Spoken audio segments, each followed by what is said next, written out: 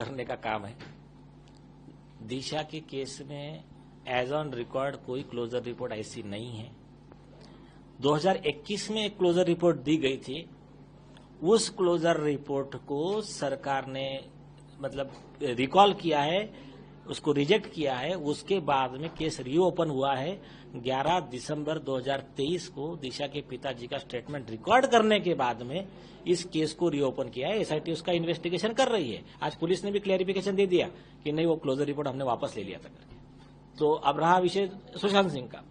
सुशांत सिंह राजपूत की केस का जो क्लोजर रिपोर्ट था वो उन्होंने कोर्ट में सबमिट किया और उनका सीबीआई का ऑफिशियल प्रेस नोट है कि हमने दिशा सालियान केस का कोई इन्वेस्टिगेशन नहीं किया है।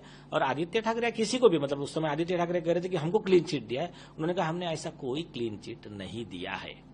तो और जो सुशांत सिंह की जो केस है उसमें भी क्लोजर रिपोर्ट कोर्ट ने एक्सेप्ट नहीं किया है। तो जब तक कोर्ट एक्सेप्ट नहीं करता है इसको कोई वैल्यू नहीं है। सर, एक तरफ आपने पिटीशन 8 दिन पहले दाखिल किया है और दूसरी तरफ कल उद्धव ठाकरे जी ने जो प्रेस कॉन्फ्रेंस की, जब उनको सवाल पूछा गया, so that time he replied कि जिस बारे में मेरा कोई समन नहीं उस बारे में मैं बात नहीं करूंगा। तो इनडायरेक्टली बिटवीन द लाइन्स उन्होंने समन नहीं ये कह दिया। हाँ, तो कौन सा आरोपी है जो ये कहेगा कि मेरा केस से संबंध है, मैंने गुनाह किया, मैंने मर्डर किया? कौन सा आरोपी कहेगा? उनके नाम से हमने जो कंप्लेंट दिया है, जिसको 154(3) का एफआईआर करने का एक कायदे की रिसीव्ड कॉपी है, इसमें आरोपी में आदित्य ठाकरे एंड अदर्स ये मेन आरोपी, और जो कवर अप वाले हैं तत्कालीन मुख्यमंत्री उद्धव ठाकरे, तो ये कवर अप वाले आरोपी परमवीर सिंह वगैरह, तो इनका तो इनके नाम से है। और ये सेक्शन हमने लिखे 376D, 302, 409 मतलब misuse of power of that CM post, 120B, 107 act of omission और एक्ट ऑफ कमीशन अबेटमेंट, 109, 166, 167, ये सब सेक्शन हमने उसमें लगाए हैं। लेकिन एक तरफ रिपोर्ट्स के मुताबिक भी वो कहते हैं कि नहीं नहीं ये सुसाइड ही था, और ये आपने इतनी देर बाद क्यों मामला फिर से दिशा के पापा ने उठाया है, तो इसके पीछे कोई कॉन्स्पिरेसी है? ये तो उनका नैरेटिव है ना। इतने दिन का इतने दिन वाला तो बहुत बड़ा नैरेटिव है उनका। सबसे पहली चीज कि जो मैंने आपको बता दिया, क्लोजर रिपोर्ट तो सरकार ने ही अमान्य किया है, तो उस रिपोर्ट के बेस पे कुछ डिफेंस ले नहीं सकते। सुप्रीम कोर्ट का जजमेंट है, वो एक्सीडेंटल डेथ रिपोर्ट का जो इंक्वायरी रिपोर्ट होता है उसका कोई फायदा आरोपी को नहीं मिल सकता, क्योंकि ये कॉग्निजेबल ऑफेंस का गैंगरेप मर्डर का केस है। तो इसमें उसका बेनिफिट कुछ नहीं मिलेगा, ये सुप्रीम कोर्ट ने क्लियर किया है। उसके बाद में आपका सेकंड पार्ट क्या था सवाल का?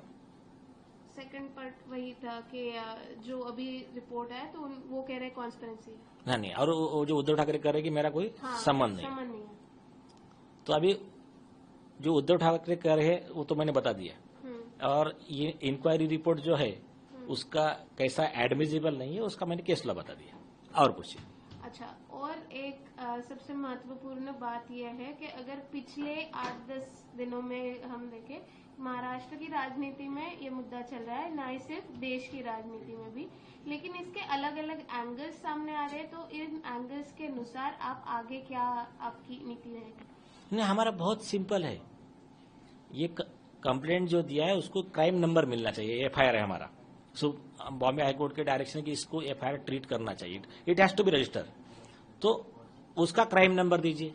जब फिर क्राइम नंबर आता है तो फिर अवेलेबल एविडेंस के आधार पे फिर जो भी प्राइमा फेसी स्टेटमेंट वगैरह रिकॉर्ड होंगे, हमारे पास जो एविडेंस है हम देंगे और नीतीश जी के पास जो है वो देंगे। उसके बाद में उस एविडेंस में दम है, अगर हमारी एविडेंस ठीक नहीं लगे तो केस क्लोज भी हो सकता है, हमारे पर कार्रवाई हो सकती है। लेकिन हमारा एविडेंस जो है एक्चुअल में सही है तो फिर उसके बेस पे अक्यूज को अरेस्ट होगा और उसमें चार्जशीट जाएगा, उनके खिलाफ केस चलेगा और बाद में उनको सजा होगी। कल एएनआई से बात करते वक्त पहली बार सतीश सालियान जी ने बताया कि किस तरीके से किशोरी पेडनेकर जी उनके घर पे आकर करती थी और क्या, तो ये जब कल वो बता रहे थे तब पूरा जो मामला सब सामने आया, तो उसको लेके आप किशोरी पेडनेकर जी को भी ऐसे कुछ मतलब इसमें ये करना चाहते हैं? नहीं, ऑलरेडी इसमें अक्यूज है वो, है ऑलरेडी। नहीं, बट अलग से नहीं, अलग से जरूरत नहीं है, ऑलरेडी मेन जो FIR कम कंप्लेंट है उसमें है ऑलरेडी। अच्छा, one more thing I want to ask के दिशा वाज एनिमल लवर, बहुत फ्रेंडली थी, लेकिन फिर एक सिंपल सी लड़की, लेकिन ये सब कुछ हुआ उसके बाद अब आदित्य ठाकरे कहते हैं या ठाकरे कहते हैं कि हमें इसमें ड्रैग कर रहे हैं या फिर हमें डिफेम करने की कोशिश। हाँ, अभी मुझे इतना बताइए, ये देश में 150 करोड़ जनता है जो भी है, किसी का नाम नहीं आ रहा है, इन्हीं का नाम क्यों आ रहा है? और इनको क्या जरूरत पड़ गई थी झूठे डिफेंस लेने की? बाकी तो हमारे आई विटनेस और हमारे एविडेंस बाजू में रखिए। दो सिंपल चीज है, वो कहते हैं मैं वहां था नहीं, वो मोबाइल टावर लोकेशन वगैरह सारी चीजें आ गई वहां पर, तो ये सब झूठ बोलने की क्या जरूरत है? तो ये तो देखो, कोई भी आरोपी है ये यही कहेगा कि मैंने गुनाह किया नहीं, लेकिन ठीक है ना, अभी सब आ जाएगा, सब इन्वेस्टिगेशन में बाहर आ जाएंगे। दिनो मारिया हो या फिर पंचोली हो, तो उनके खिलाफ आपकी कुछ स्पेशल ऐसे आप ठोस कदम उठाने वाले हो अदर देन ठाकरे?